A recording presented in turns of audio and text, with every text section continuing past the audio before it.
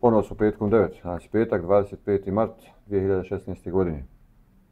Evo, stiglo nam je proljeće, a nažalost sa proljećem imamo mnogo negativnih događaja koji se direktno reflektuju na nas koji živimo u Bosni i Hercegovini.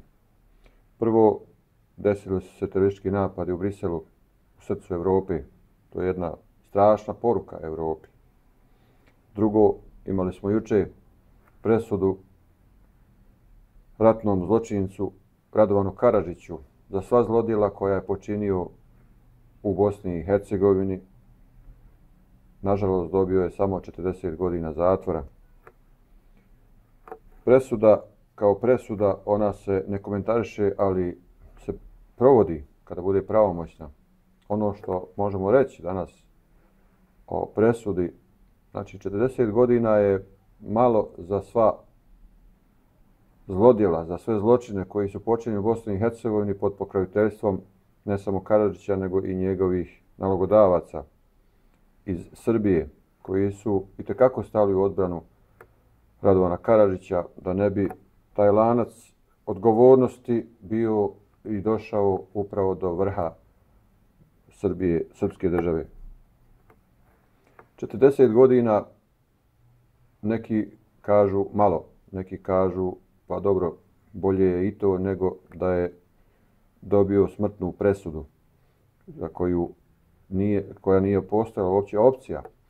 Jer koliko ga Bog poživi u narednom periodu, on će svaki dan morati da bude suočen sa svim onim žrtvama, sa svim onim nevoljama kroz koje je prolazio bosansko-hercegovački narod, prvo u redu Bošnjaci i Hrvati, koji su živjeli na onim prostorima za koje je Karadžić smatrao da pripadaju samo srpskom narodu.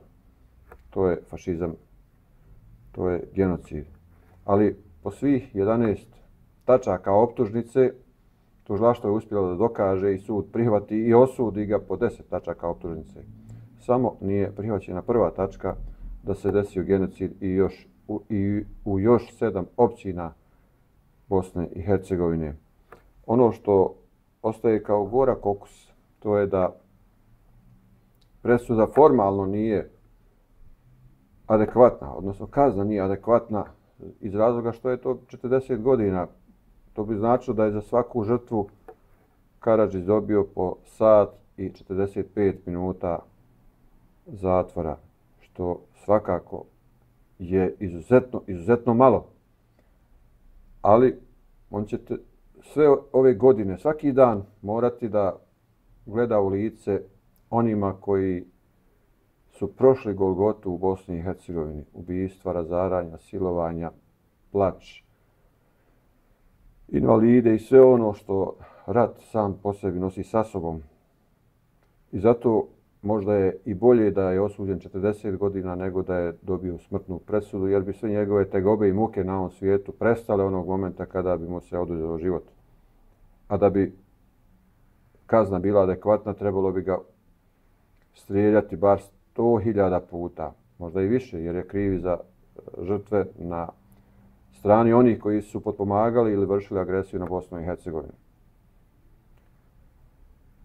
Ono što možemo izvući kao pozitivno iz presuda u samoj svojoj suštini, u sadržaju, ona daje nadu BiH građanima da će na ovim prostorima biti života, da će na ovim prostorima moći da se iz ove presude izvuče sve ono što može koristiti bosansko-hercegovačkoj državi i njenim narodima uopće, da se na ovim prostorima više nikad ne ponovi takvo zlo kakvo je Karadžić za račun Srpske akademije nauka i umjetnosti uradio. Bez obzira što Karadžić nije državljanin Bosne i Hercegovine, bez obzira što je Sarajevo sve od sebe dalo Karadžiću kao studentu, Karadžiću kao doktoru, Karadžiću kao građanu Bosne i Hercegovine na jedno određeno vrijeme, ali to nije bilo dovoljno po njegovim uzusima, po njegovim kriterijima i hvala Bogu da naša mjerila i kriteriji nisu isti.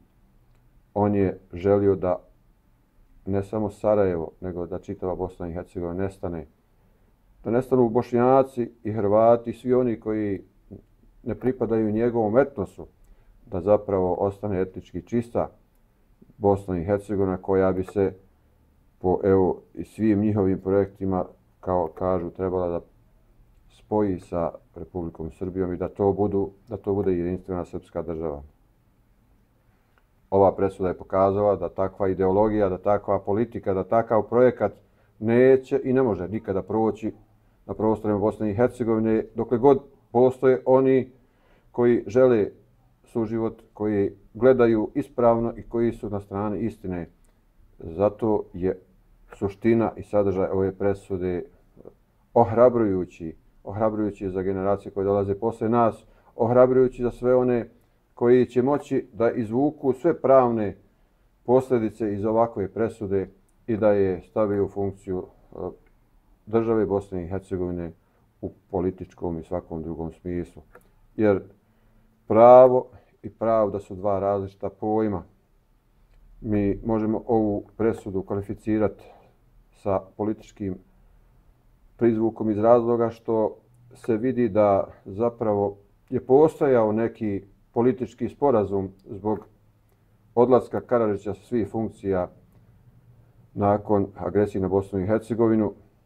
I u ovoj presudi je zapravo naplaćena ta cijena jer se vidi da po tački 1 nije presuđen za genocid u 7 ključnih općina u Bosni i Hercegovini, jer bi to bio genocid u čitavoj Bosni i Hercegovini.